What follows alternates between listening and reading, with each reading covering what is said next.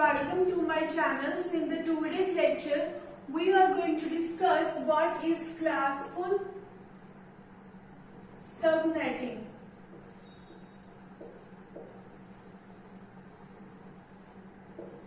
Till now, we have discussed classful and classless IP addressing. In this video, we will be discussing what is classful subnetting.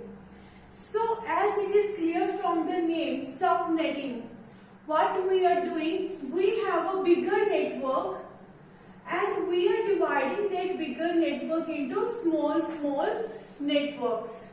Okay, we have a bigger network and we are dividing that bigger network into smaller networks. What is the need to divide a larger network into smaller network? The answer is maintenance. The answer is maintenance. Okay, so it is very difficult to maintain a big thing. It is easy to maintain a small thing. Okay, even if you are studying in a college, if you look at that, we have a different departments, CS, CEC, mechanical engineering.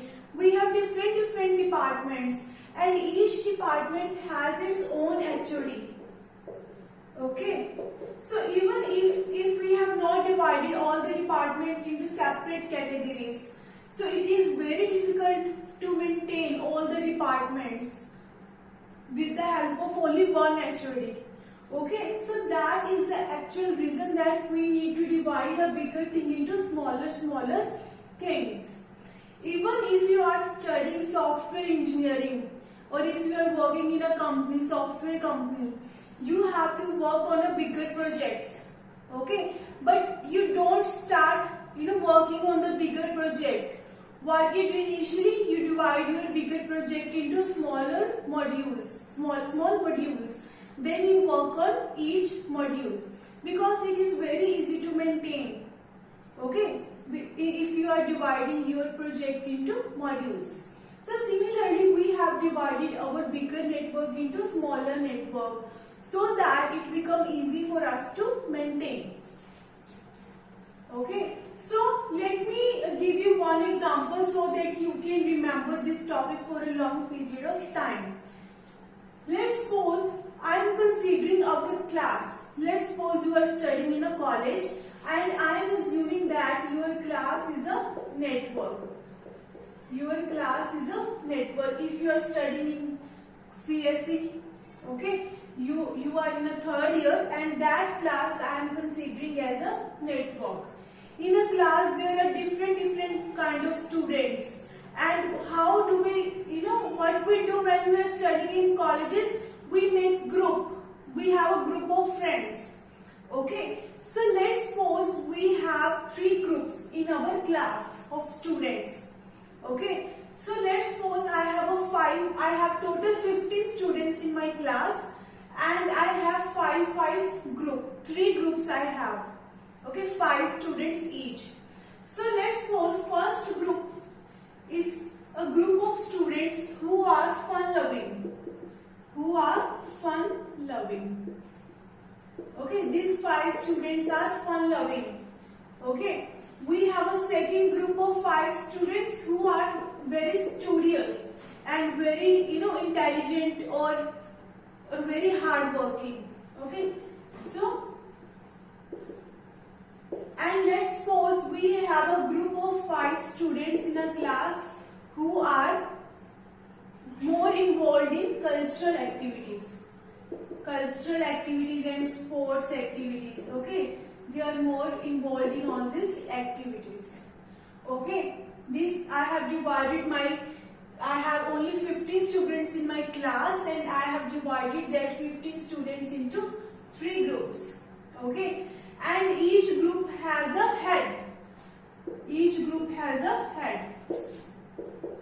Like if we have CEC department, each department has its own HOD. So each group is having its head. And the second thing in each group has is a spreader. You can call it as a spreader. What spreader means? Spreader is a person Spreader is that student in each group. If you tell that student anything, it is going to spread that information to the all 5 students. It is that person who can't digest anything. If you tell it something, it is going to spread that information to all the other 4 students of that group. Okay, so in this way you can remember it easily. Okay, you can remember it for a long period of time. Spreader head, what I mean to say, even if you have one big network, we have one head and one spreader in a network, but we have divided our group into 3 networks. So we have 3 networks now, and each subnetwork has its own head and spreader. Now we have 3 heads and 3 spreaders. Okay, one in each group. Okay, so now let me take one example. Let's suppose I am taking example of initially classful addressing. Let's suppose I have this IP address I am having. Okay, so it is clear that from the first octet, this IP address belongs to class C, IP addressing. So the first 24 bits are going to be network ID, and the last 8 bits are going to be host ID. Okay, the first 24 bits are network ID and the last 8 bits are our host ID part. Okay, so I have 3 networks. I have divided my network. This is a big network. Okay, and I have to divide this network into 3 networks, 3 sub-networks. So how will I be doing? So firstly, let me convert this 5, which is a host ID part, into binary form. 200.8.3.0000011. Okay, so this is actually our host ID part, and these 24 bits are actually network ID part. Okay, so now what I have to do, I have these many number of host ID bits. I have 8 host ID bits. So with the help of 8 bits, how many number of IP address I can have? 2 raised to power 8 IP addresses I can have with the help of 8 bits. Okay, and I already told you that we never change the network ID. Always host ID is going to be changed. Okay, so what I will be doing, firstly what I have to do, I have to divide this 2 raised to power 8 IP addresses into 3 networks. Okay, so how I will be doing? Firstly, what I am doing, I am taking 1 bit from the host ID part. Okay, this 1 bit can be either 0 or 1. Okay, so I am taking this first bit from the host ID part, and I am dividing the network initially into 2 sub networks, because with the help of 1 bit I can have only 2 possibilities, 0 and 1. So what I am doing, I am dividing my network into 2 sub networks, and I am taking this 1 bit, okay, from the host ID part. So I am having 200.8.3.0, okay, 0 0 0 0 0 0.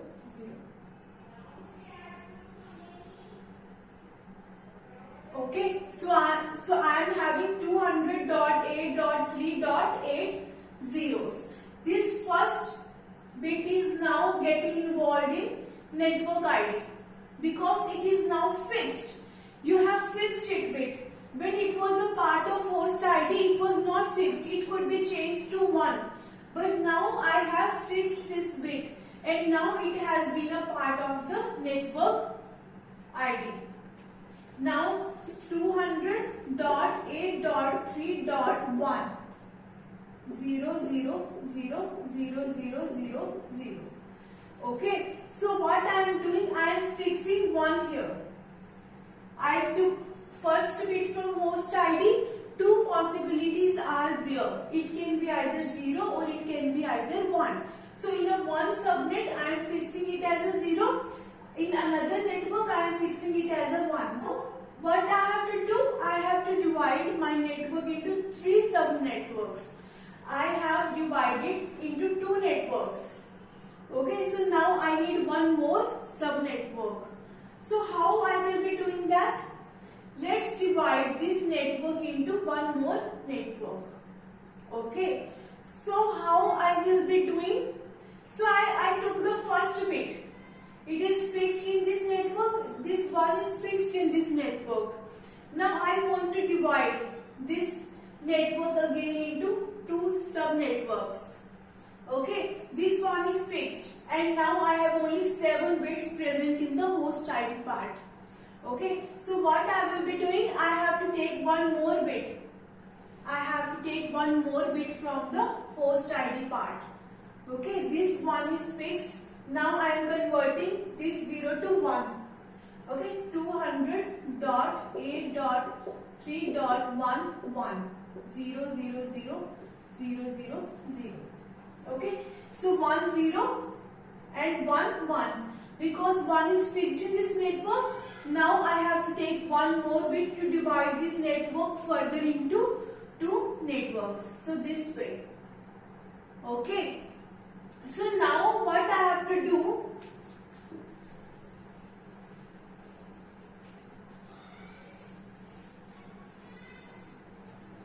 What I have to do now? I have to find the range of each network.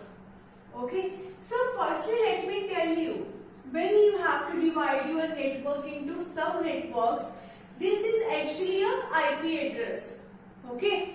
You have to, I am taking your all zeros in the first IP address, but this is just an IP address. Okay. So let me find the range of, this is the first network, this is second network, and this is third network. Okay, so what I have to do, I have to find the range of all these 3 networks. So if you look the first network, 200.8.3.0000000. Okay, so this is actually your network ID part because this 0 is fixed. Okay, you can't change it to 1. It is fixed. It is always going to be 0. Okay, why did you fix it? Because you have to divide the network into 2 subnets. So that's why you fixed this bit. So what I have to do? I have to, what is the range of total number of IP addresses in a subnetwork? .0. I have to put all ones in the 7 bits, which is a host ID part. Now these 7 bits are actually our host ID part. I have to put all ones in this host ID part. So 1 1 1 1 1 this way. Okay. So 200.8.3.0 200.8.3.27. Okay. So this is actually the range of IP addresses of the first network. This subnetwork, the total range of IP addresses is 200.8.3.0 to 127. And this first IP address, you can call it as a head or you can call it as the network ID. Okay. And this last IP address of the first subnetwork is basically called a spreader, or you can call it as a direct broadcast address. Okay, so this is the first subnetwork. Now what I have to do, I have to consider the second network.